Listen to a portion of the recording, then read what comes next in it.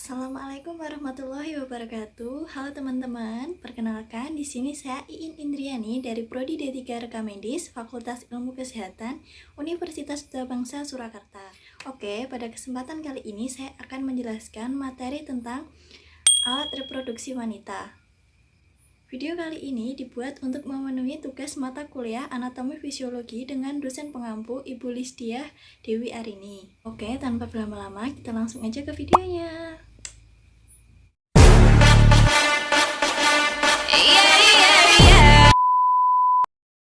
Oke, yang pertama saya akan menjelaskan apa itu reproduksi manusia.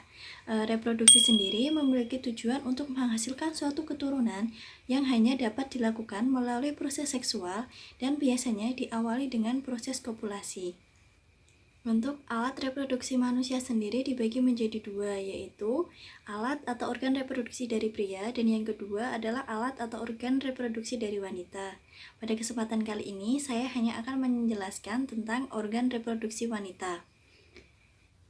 Perlu diketahui, organ reproduksi pada wanita dibagi menjadi dua. Yang pertama ada organ reproduksi luar wanita dan yang kedua ada organ dalam reproduksi wanita. Pertama-tama, di sini saya akan menjelaskan dari organ reproduksi luar wanita. Pada dasarnya, organ luar reproduksi wanita dibagi menjadi dua bagian. Yang pertama ada vagina dan yang kedua ada vulva. Pada bagian vulva ini sendiri masih dibagi menjadi dua bagian, yaitu labia mayor yang memiliki lapisan lemak dan labia minor yang tidak memiliki lapisan lemak.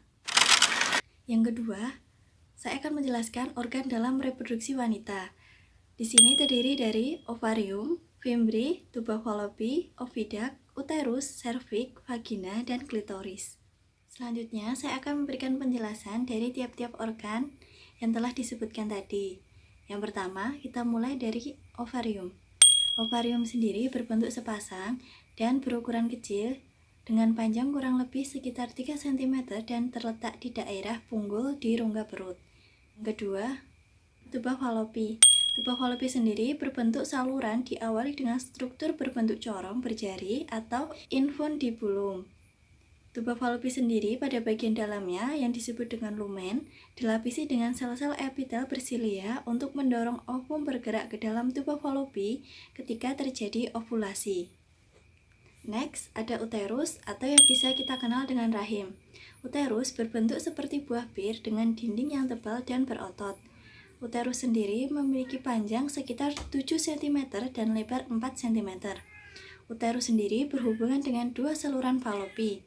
Jika di dalam tuba fallopi terjadi pembuahan dan terbentuk zigot, maka zigot akan didorong menuju uterus dan tiba di dalam uterus dalam bentuk gastrula akhir atau embrio yang sudah memiliki 3 lapisan, yaitu ektoderm, mesoderm, dan endoderm, yang selanjutnya akan berkembang menjadi jaringan dan organ, untuk kemudian mengalami implantasi atau pelekatan dan berkembang menjadi bayi.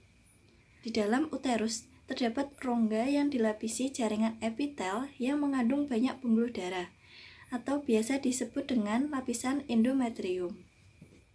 Kemudian ada serviks atau biasa dikenal dengan leher rahim. Serviks sendiri adalah bagian bawah dari uterus yang berhubungan dengan vagina. Kemudian vagina sendiri adalah saluran yang menghubungkan uterus dengan lubang vagina di sebelah luar. Vagina sendiri merupakan alat kopulasi perempuan, dikenal pula sebagai saluran kelahiran bayi. Pada ujung vagina terdapat hymen atau selaput darah yang kaya akan dengan mukosa dan pembuluh darah. Lanjut, ada vulva. Vulva sendiri merupakan ujung vagina yang menghadap keluar. Vulva terdiri atas labia minora, labia mayora, dan klitoris. Pada bagian vulva ini bermuara dua saluran, yaitu saluran ureter atau saluran kencing dan saluran kelamin atau vagina. Kemudian klitoris. Klitoris sendiri adalah tonjolan kecil pada labia minora yang mengandung ujung saraf-saraf, perasa, dan pembuluh darah.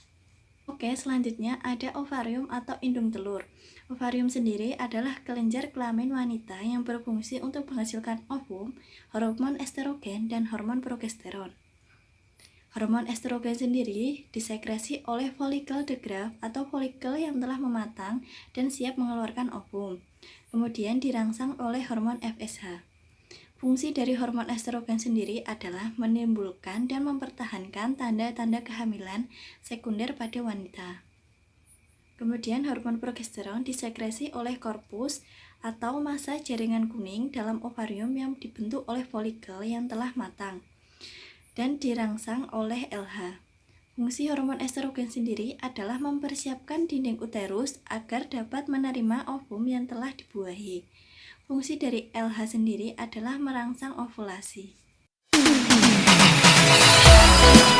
Oke, next kita akan membahas tentang oogenesis. Oogenesis sendiri adalah suatu proses pembentukan sel telur atau ovum di dalam ovarium, di mana di dalam ovarium itu terdapat oogenium atau sel indung telur yang memiliki sifat diploid. Oke, pembahasan tentang proses oogenesis. Proses oogenesis sendiri diawali dengan beberapa oogenia yang dimana salah satu oogenia akan tumbuh dan berdiferensiasi atau dalam kata lain mengalami perubahan bentuk menjadi oosit primer. Yang kemudian oosit primer akan mengalami pembelahan meiosis menjadi satu oosit sekunder dan satu badan polar pertama. Oosit sekunder akan dikeluarkan dari folikel yang ada di ovarium pada saat terjadi ovulasi. Di sini dibagi menjadi dua kemungkinan. Yang pertama, tidak ada spermatozoa yang masuk atau dalam kata lain tidak terjadi fertilisasi, maka oosit sekunder tidak dapat berkembang lebih lanjut dan terjadilah menstruasi. Kemungkinan yang kedua, jika ada spermatozoa yang masuk sehingga terjadi fertilisasi, maka akan terjadi pembelahan meiosis kedua. Pada tahap ini, oosit sekunder akan mengalami pembelahan menjadi satu ootit. Selanjutnya, ootit akan berkembang menjadi ovum. Pada proses oogenesis sendiri dipengaruhi oleh beberapa hormon, di antaranya yaitu ada hormon FSH atau follicle stimulating hormone yang berfungsi untuk merangsang pertumbuhan sel-sel folikel.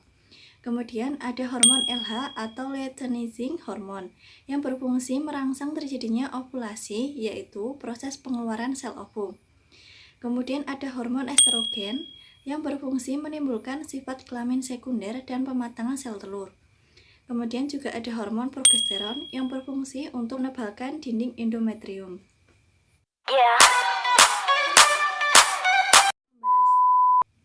Oke, tidak lupa kita juga akan membahas tentang menstruasi.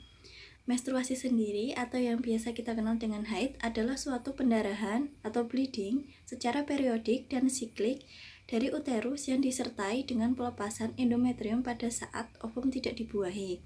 Mekanisme dari siklus menstruasi ini sendiri dipengaruhi oleh pelepasan hormon-hormon yang berkaitan dengan adanya kerjasama hipotalamus atau pusat kontrol autonom di otak dan ovarium. Normalnya, siklus haid atau menstruasi berkisar antara 28 hari, tetapi ada beberapa wanita yang memiliki siklus yang tidak teratur, dan hal ini bisa menjadi indikasi adanya masalah kesuburan, di mana normalnya menstruasi berlangsung selama 3 hingga 7 hari.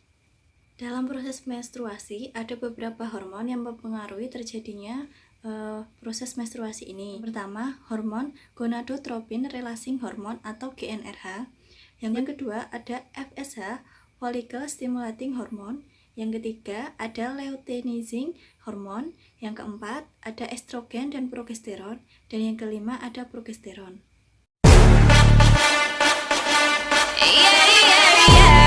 Lanjut, kita akan membahas tentang kalender method atau pantang berkala. Ini adalah suatu cara atau metode kontrasepsi sederhana yang dilakukan oleh pasangan suami istri dengan tidak melakukan senggama atau hubungan seksual pada masa subur atau disebut ovulasi. Manfaatnya sendiri adalah metode kalender atau pantang berkala dapat bermanfaat sebagai kontrasepsi atau mencegah kehamilan dan konsepsi awal dari kehamilan. Manfaat dari kontrasepsi sendiri adalah sebagai alat pengendali kelahiran atau mencegah kehamilan. Sedangkan manfaat dari konsepsi sendiri digunakan oleh para pasangan untuk mengharapkan bayi dengan melakukan hubungan seksual saat masa subur atau ovulasi untuk meningkatkan kesempatan bisa hamil.